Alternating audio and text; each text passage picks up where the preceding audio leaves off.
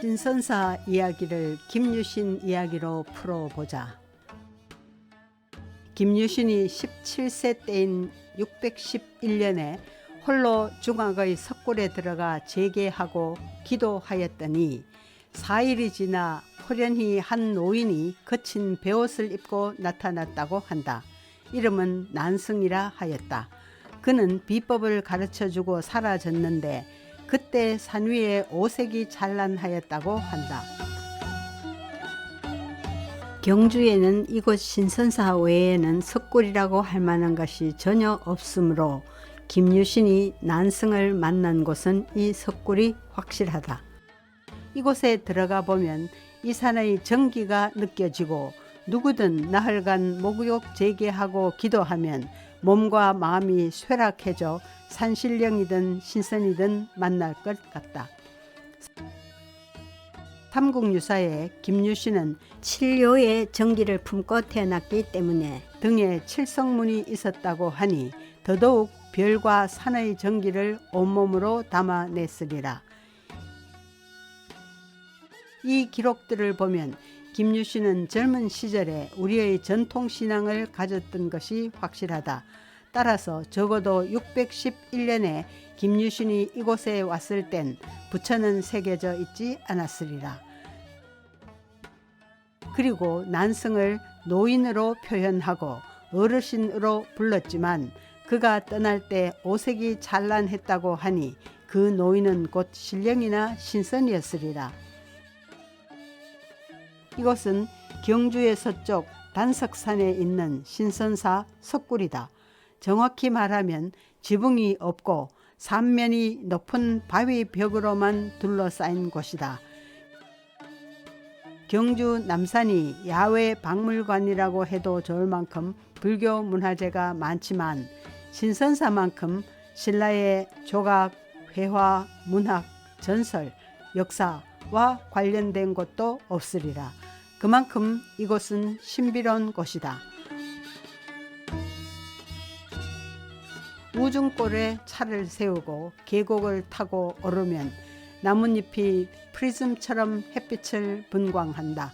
들어 나뭇잎이 햇빛을 쏟아버리면 햇빛의 입자가 눈처럼 날린다. 이 대웅전과 이 노천 석불은 잠시 미뤄두자. 저 거대한 바위덩이를 박처럼 두 쪽으로 타보는 일이 먼저일 터. 바위 입구에 들어서니 삼면이 암벽으로 둘러싸여 자연 석굴에 든 듯하다. 하늘만 트였을 뿐 웅장한 석굴 궁전 같다. 지붕을 덮은 흔적이 있고 신라시대 기와 조각이 발견되었다 하니 신라 땐 이곳을 석굴로 이용했으리라. 그 안에 부처를 모셨으니 신라 최초의 석굴 사원이 되었을 것이고 527년 불교가 공인되기 전을 상상해보자. 그때도 신앙은 있었다. 누굴 혹은 무엇을 믿느냐가 오늘날과 달랐을 뿐 해, 달, 별, 산, 강, 큰 바위, 큰 나무를 대상으로 하는 신앙이었으리라. 김유신을 비롯하여 옛사람들은 이곳을 예사로 보지 않았을 것이다. 이곳에 단석산의 정기가 모여 있고 신령이나 산신이 깃들여 있다고 믿었으리라. 옛사람들은 이 바위 앞에서 기도했으리라. 경주에 크고 신령스러워 보이는 바위는 다 신앙처가 되었으리라. 불교가 들어왔다. 그 많던 산신령과 용왕들은 다 거처를 뺏겼을까? 산신령이나 신선이 깃든 바위에 부처를 새기고 마애불이라 불렀다. 민초들에겐 막연했던 산신령은 부처의 모습으로 환생했다. 저쪽에 있는 명문에 의하면 여기에 부처는 미묘한 상상을 밝혀놓은 것이라고 하지 않는가. 바위 속의 신선은 대체로 미륵불로 형상화되었다. 신라의 미륵선화 설화를 보면 신선과 미륵불을 같은 신격으로 수용했음을 알 수 있다. 미륵불을 주불로 모신 이절의 이름이 신선사인 것도 미륵불과 신선을 동일시했기 때문이리라. 위로 젖혀진 이 독립된 바위를 보라. 이 석굴 안에서도 가장 위험 있다. 옛사람들은 여기서도 이 바위가 가장 영험 있다고 생각했으리라.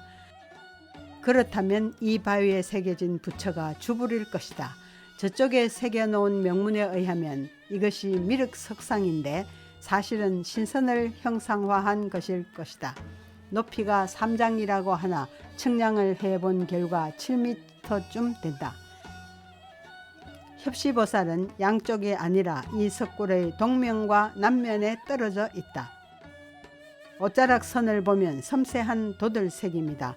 그런데 신체 외곽선은 왜 이렇게 깊게 파놓았을까? 특히 미륵불의 사타구니의 홈이 더 깊고 넓다. 이건 절대 이 부처를 새긴 석공의 흔적이 아니다. 이 외곽선은 훗날에 만들어 넣었을 것이다. 이것은 아마도 아들을 낳고 싶었던 민초들이 돌로 사타구니를 갈아서 그 돌가루를 며느리나 아내에게 먹였던 것이 아닐까? 동편의 이 부처는 관음보살이다. 이 석굴 맨 안쪽을 지키고 있다. 이 두 발을 부조하기 위해 약해 파놓은 것이 저 깊은 홈의 원래의 모습이리라. 남쪽의 이 부처는 너무 많이 부서져 그 형상을 찾기 힘든다. 그러나 지장보살이라고 한다. 앞서 두 부처와는 달리 크고 싱싱한 연꽃 위에 서 있다. 세 부처는 이 석굴 안에서는 가장 오랜 시기에 조성되었으리라. 그 기법이 투박하여 인류 석공의 작품이 아닌 듯하다. 두광이나 신광이 없고 연화돼도 변변찮아 정형화된 부처의 형상을 표현하지 못했다. 이곳을 보라. 이 북면 높은 곳엔 네 부처가 나란히 새겨져 있다. 반가사유상과 삼존불상이 정다워 보인다. 기법으로 볼 때 세구의 대불보다는 후세에 조각되었으리라. 앞서 본 큰 부처보다 세련되어 있다. 다 두광과 연화돼도 잘 갖춰져 있다. 옷자락이 자연스레 흘러내린다. 그리고 모두 오른쪽 부처 미륵불을 가리킨다. 이 중에 맨 오른쪽 반가상을 보면 우리나라 국보인 금동 미륵 사유 반가상이 떠오른다. 아마도 그 반가상의 원형이리라. 이곳에서 가장 우리를 놀라게 하는 것은 바로 이 공양인상이다. 일반적인 공양인상은 금동불의 광배 같은 데서 많이 발견되었다. 이곳은 어디서도 볼 수 없는 독특한 구도이고 바위 위에 그린 그림과 같다. 신라의 회화를 보는 듯하다. 두 사람이 미륵불 쪽으로 이동하는데 신기한 것은 특이한 복색이다. 버선처럼 생긴 복두는 어떤 곳에서도 찾아볼 수 없다. 하의 또한 바지처럼 보이나 아주 풍덩하다. 이것과 가장 비슷한 것은 이 이차돈 순교비의 이차돈의 바지다. 이 같은 세련된 조형미로 그릴 수 있는 것은 예술적 감수성이 꼽힌 시기가 아니면 어려우리라. 적어도 경도광대쯤 내려와야 이런 그림이 가능하리라. 여기 따로 한 부처가 있다. 두광, 신광이 없어 승려 같아 보이기도 한다. 이제 저곳에 새겨놓은 명문으로 가보자. 이 암벽에 글자를 새겨 놓았다. 한 줄에 20자, 모두 20줄로 되어 있다. 마멸이 심해 읽기 어려우나 학자들이 각고 끝에 일부를 읽어냈다.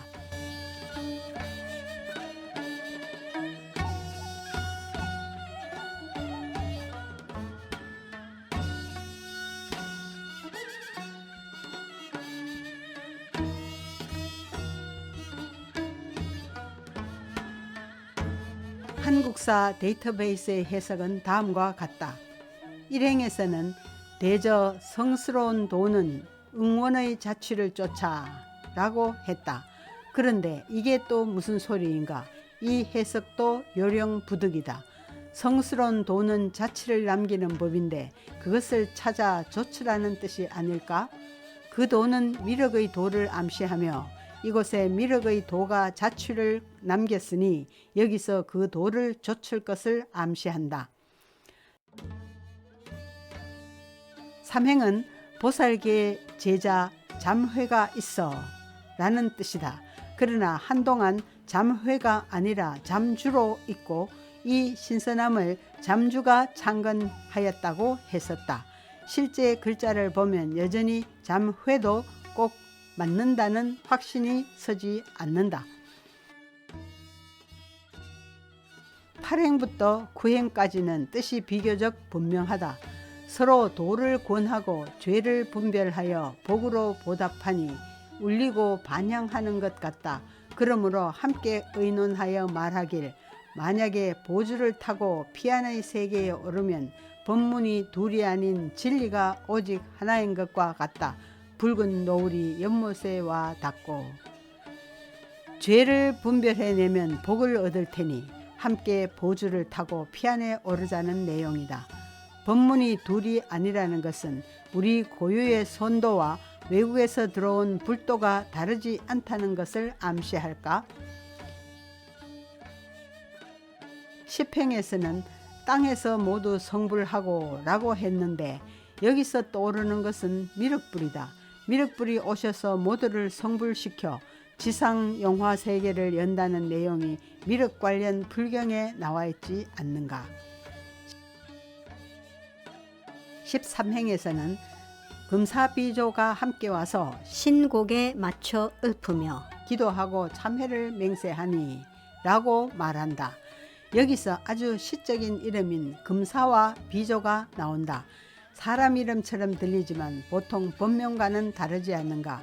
불경에서 찾아보면 이 두 명사는 불설 정생왕 인연경에 나오긴 하지만 이곳의 문맥은 그 경의 내용과 연관이 없다. 도대체 무엇일까? 15행에서 17행 첫 부분까지 뜻도 분명하다. 자신의 죄를 하고 이어 산바위 아래 가람을 창건하고 영험한 곳으로 인하여 이곳을 신선사라 이름한다. 높이 3장의 미륵구상 1구와 보살상 2구를 만들었으니 미묘한 상상을 밝혀놓은 것이다.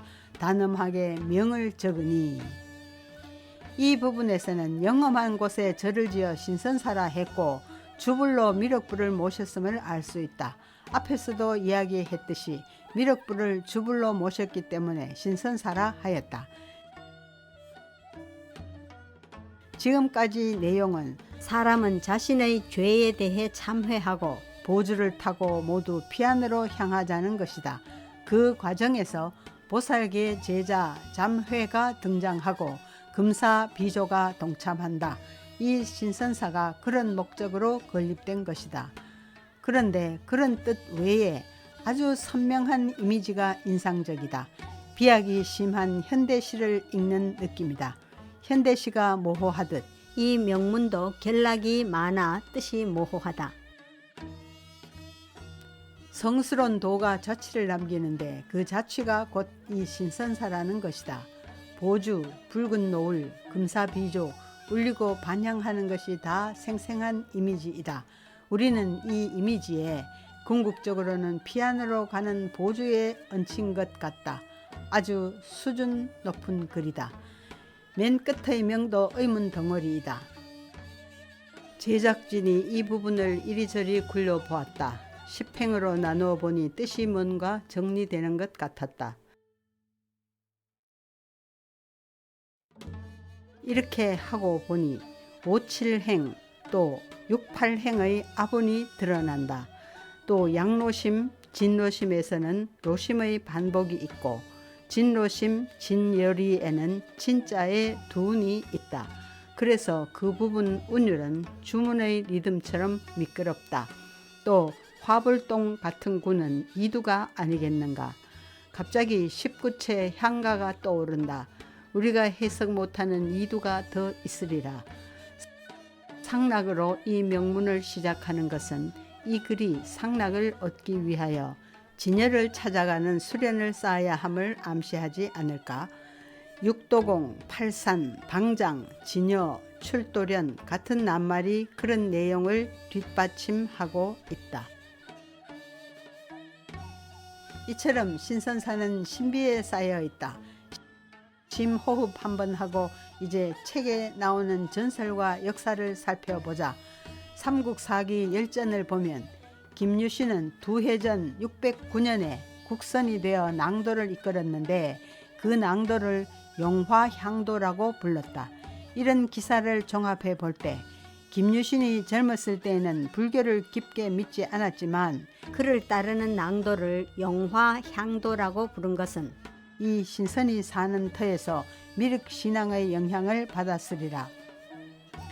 화랑을 국선 즉 나라의 신선이라고도 했는데 그것은 화랑이 곧 신선이고 또 미륵이기도 하다는 말과 통한다. 국선은 미륵의 법으로 수련하여 미륵처럼 세상을 제도하라는 뜻이 아니겠는가. 명문 속에 지계성불이란 말이 나오는 것은 국선이 이 땅 위의 모든 사람을 성불케 할 것을 시사한다. 미륵불이 하생하여 용화삼회 설법으로 석가모니 불도 제도하지 못한 사람까지 모두 제도하여 지상 낙원 용화세계를 열물 넌지시 일깨운다. 용화향도의 정신적 뿌리는 팔정도를 중히 여기는 미륵사상이어서 명문에 팔산이 나온 것이 아니겠는가. 미륵사상이 곧 화랑의 도의 근본이기도 함을 저 명문이 에둘러 천명한 것이 아닐까. 이곳에 미륵불과 저 명문을 새긴 것은 낭도들에게 화랑의 도, 즉 미륵사상을 심어주기 위함이리라. 그러니 이곳은 화랑의 도량이면서 화랑정신의 뿌리를 배우는 곳이었으리라. 고려 때부터 경주의 풍물을 기록해온 동경잡기에는 이곳 남쪽 바위에 글자가 몇 줄 새겨져 있는데 세월이 오래되고 이끼가 끼어 글자를 알아볼 수 없다고 했다.